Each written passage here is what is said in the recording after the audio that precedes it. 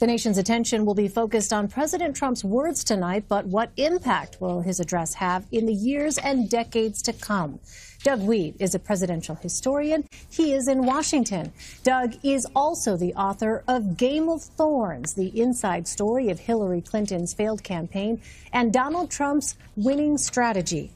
Michael Graham is a CBSN political contributor and columnist for the Boston Herald. All right, Doug, let's start with you. We have discussed what President Trump is expected to address tonight, but historically, how significant is the State of the Union address to a presidency? It can be very powerful, starting with George Washington, 1790. Washington addressed Congress at the Federal Hall in New York City, and he said something, Elaine and Alex, it's fascinating to me. He said, preparing for war is the best way to preserve peace. Now, just think of that. Every president since then has said the same thing in one form or another, strength through peace. Right. So they can have a great precedent. 1823, Monroe is Monroe Doctrine. That came in a State of the Union address. And Lincoln really, I think, turned the Civil War around in 1862 when he said this is about slavery. That was his State of the Union address. And that kept England from recognizing the South. There was nothing they could do at that point because of popular opinion in Great Britain. So it was a very powerful speech. So they can have great impact on history. What about you, Michael? How would you contextualize the State of the Union address, especially in this presidency where there are so many unfiltered communications? And I think that's the opportunity for President Trump, is that even if you're really good at tweeting and he thinks he's great, not everyone agrees, you can only get out so much information. This is a chance to lay out and put the pieces together. For example, on immigration, there are people on the right who all they can hear is amnesty for 1.8 million. There are people on the left who all they can hear is enforcement that they oppose. And he can put the whole picture together and say, hey, I've got something that all of you can benefit from, and I'm going to weave this together in a way that you can't just dismiss it as a tweet. Of course, the problem is, and this is where I might disagree with my friend, is that the policies are likely to be the policies no matter what the speech is. The Monroe Doctrine was going to be America's doctrine towards Europe. Lincoln was going to fight in the name of ending slavery no matter what. The question is, can a speech have tremendous impact, particularly in this modern era where more people will probably read the tweets about the speech than watch the speech? Let's go back to 2002. Months after September 11th, 2002, George W. Bush gave his first State of the Union address and named the terror threats facing the United States. Let's listen to that. States like these and their terrorist allies constitute an axis of evil, arming to threaten the peace of the world.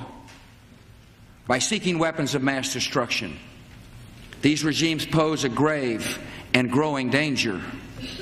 They could provide these arms to terrorists, giving them the means to match their hatred. They could attack our allies or attempt to blackmail the United States. In any of these cases, the price of indifference would be catastrophic.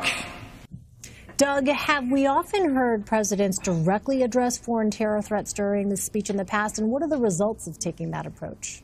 Yes, this is signaling. This is letting your whole government know which way you're headed and what you want. I knew George W. Bush very, very well. Traveled with him in private, commercial, in Winnebagos and car caravans and little dumpy hotels all over the country. And I knew when they attempted to kill his father that when he became president, we were going to go after Iraq. And he was signaling this is the enemy. He wanted people to know in his own bureaucracy and in the country, and he wanted his enemies to know that he was labeling them. It can be very powerful, and I don't know that it's always good. Sun Tzu said that when two armies are fighting each other, the one that has the moral superiority or perceived moral superiority will win.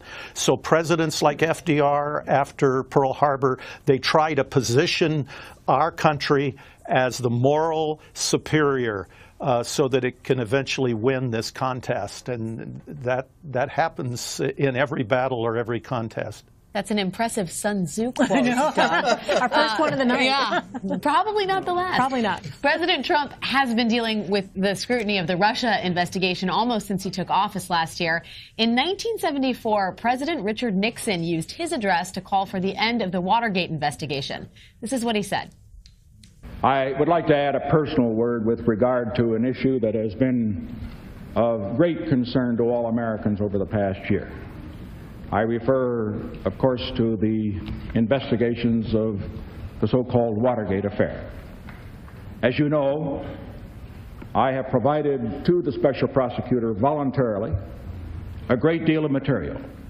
I believe that I have provided all the material that he needs to conclude his investigations and to proceed to prosecute the guilty and to clear the innocent. I believe the time has come to bring that investigation and the other investigations of this matter to an end. 1 year of Watergate is enough. Michael, we all know what happened to President Nixon. He eventually resigned. As it concerns the Mueller investigation, could the president address it in some way this evening? Well, he shouldn't, so that probably means he will. I mean, that tends to be the Trump way. But, you know, the lesson to me from Watergate for today is there was nothing Nixon could do to beat the facts. The facts are going to come out. You know, a lot of people were angry that the people investigating him hated him. You know, there was a lot of Nixon hatred back then, kind of similar to today.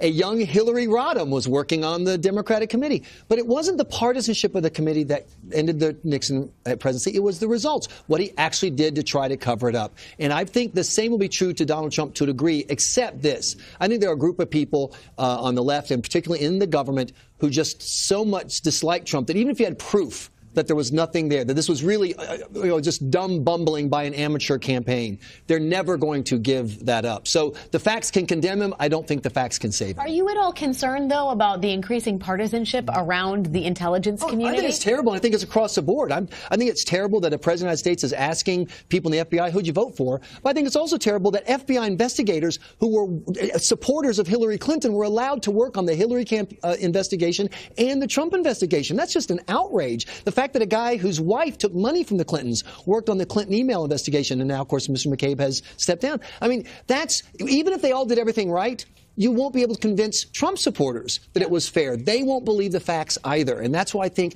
we should get back to this idea of recuse, step back, let the professionals do their job. And if you really hate one of these people, don't work on their investigation. There's plenty of crime out. I'll commit a crime. I'll volunteer and give the FBI something to do. Doug, more broadly, have other presidents used this address to push their personal interests? And how does that play politically? Yes, they have. And sometimes it backfires.